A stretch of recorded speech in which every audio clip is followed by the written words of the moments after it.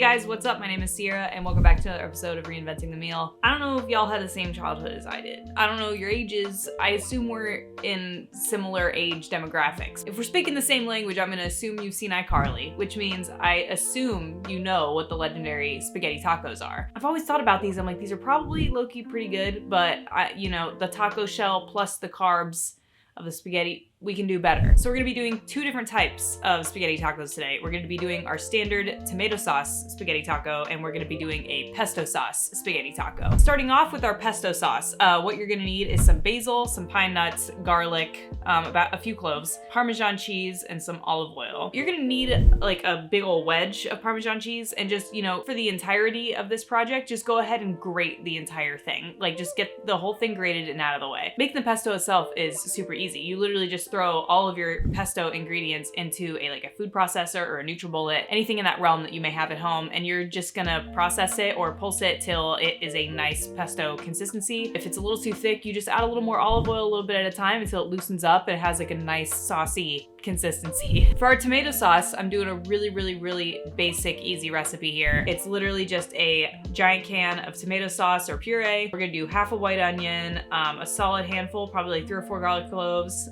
salt and pepper to taste, some oregano. I like little red pepper flakes in there, just there's a little bit of heat, just a tiny bit. And I am a believer of personally putting some sugar in a tomato sauce to balance the acidity of the tomatoes. I know people are controversial about that. I'm personally one of the people that think it is correct to put sugar in the tomato sauce. I think it's necessary. And again, this is a super simple process. You just go ahead real quick and dice up your white onion and dice up your garlic. You're gonna throw that into your pot to saute on low until it's aromatic. And I just went until my onions were getting a nice golden brown color on them. I wanted them a little caramelized. Then you just throw in everything else. You throw in your sauce, you throw in your spices, your oregano, your salt, pepper, your whatever. You can throw in a little bit of water if you want, just to like loosen it up a little bit, and we're gonna cook it down anyway. And you're gonna cook this on low, and it's gonna simmer for about an hour. I think that's the proper amount of time until all those flavors get to know each other. And then you can go ahead and set this aside into a large jar or a pot or container or whatever. Oh God,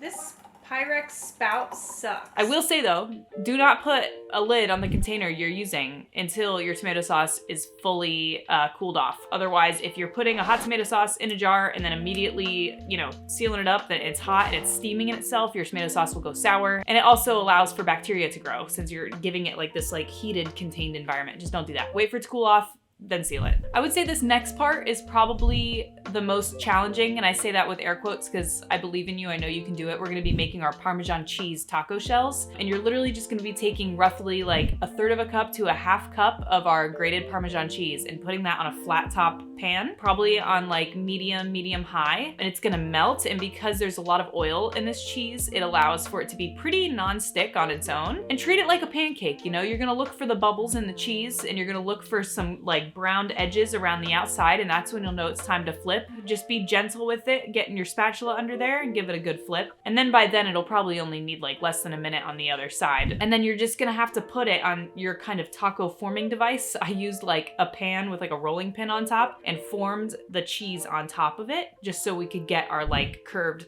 taco shell shape, of course. And you're just gonna repeat that for however many taco shells that you would like. And also just take a moment to look at how cool those look. Like you literally just made taco shells out of Parmesan cheese. From there and out, we have pretty much everything prepped and set aside. We have the easiest part of the recipe, which is cooking your pasta. Just make sure to salt your pasta water. Cook your pasta for however long the box tells you to. Make sure to reserve some of the pasta water because we're gonna need some of the pasta water once the pasta is strained. That pasta water helps emulsify our sauces with the pasta itself.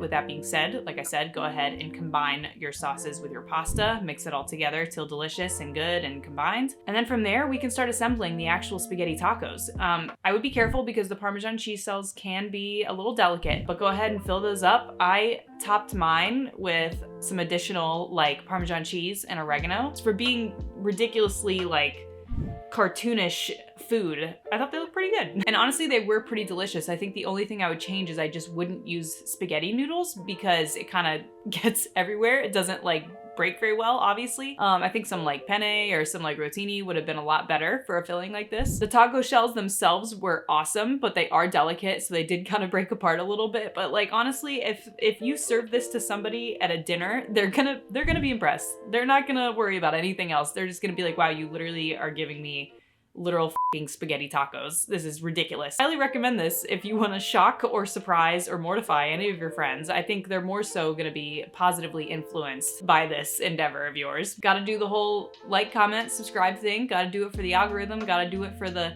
you know, the whole call to action business tactic. Always appreciate anybody who comments below. Love interacting. Thank you so much for watching, and I'll see you in the next one.